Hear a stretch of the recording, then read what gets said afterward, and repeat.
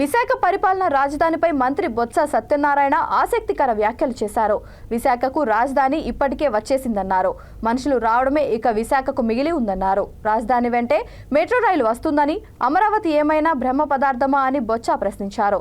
రాజధానిలో ఒకే సామాజిక వర్గం ఉండాలని రాసి ఉందా అని ఆయన నిలదీశారు. అవినాష్ రెడ్డి కేసులో రోజుకో డ్రామా ఆడుతోంది సిబిఐ అని బొత్స వ్యాఖ్యానించారు. రాజమండ్రిలో మహాడ్రామా జరుగుతోందని, ఎన్టీఆర్ చావుకు చంద్రబాబే కారణమని ఆయన ఆరోపించారు. మళ్లీ ఆయన ఫోటోకు చంద్రబాబే దండ వేస్తున్నారని బొత్స దుయ్యపట్టారు.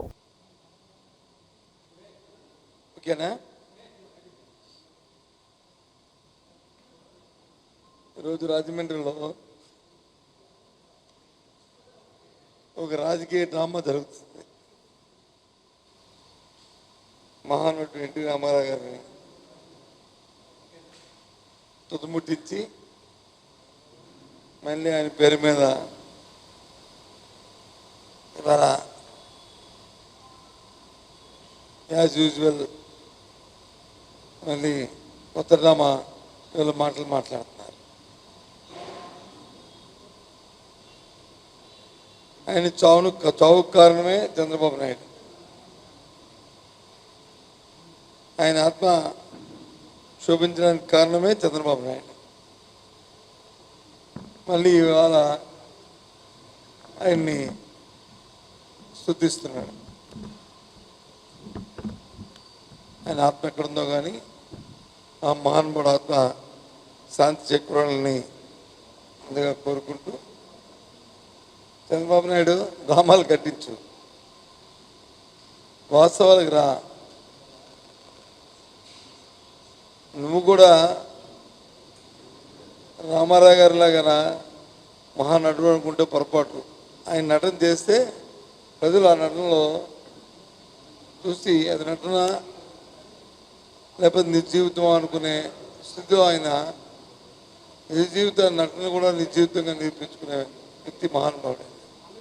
నువ్వు ఏది మాట్లాడినా ఏది చేసినా అన్నీ ఫ్యాబ్రికేటెడ్ అన్నీ కూడా క్లియర్గా మీరు చేస్తున్న డ్రామాలు అందరికీ తెలిసిపోతున్నాయి. ఇవాళ తీర్మానాలు పెట్టారు, 153 పేజీలతో తీర్మానాలు. ఎందుకు ఒకదంపుడు మాటలు? స్ట్రైట్గా నీ ఉన్న కాలంలో నీ పేరు మీద చంద్రబాబు నాయుడు తాలూకా ఇది బ్రాండెడ్, ఇది ఆ న్యాయంలో ఈ సంక్షేమం జరిగిందని, లేదు రామారావు గారు పెట్టిన ₹2 మీ ఎలాగైతే పేటెంటో, లేదు స్వర్గీయ రాజశేఖర రెడ్డి గారు పెట్టినప్పుడు ఉచిత విద్యుత్ ఏదైతే పేటెంటో, లేదు రామారావు గారు పెట్టినప్పుడు వచ్చి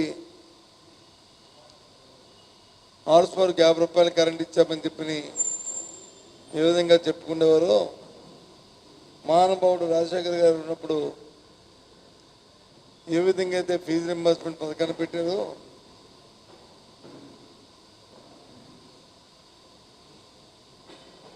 ఆ తర్వాత రాజశేఖర్ గారు వచ్చినప్పుడు ఎన్నో పథకాలు పెట్టిన నేపథ్యం.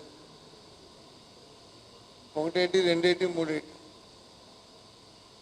అటు విద్యార్థులకు కానీ, ఇటు రైతులకు కానీ, ఇది రైతు కూలీలకు కానీ, సామాజిక కానీ, శ్రామికుడికి కానీ, అందరికీ కూడా అలాంటిది ఏదైనా ఒక పథకాన్ని, ఒక సంక్షేమ పథకాన్ని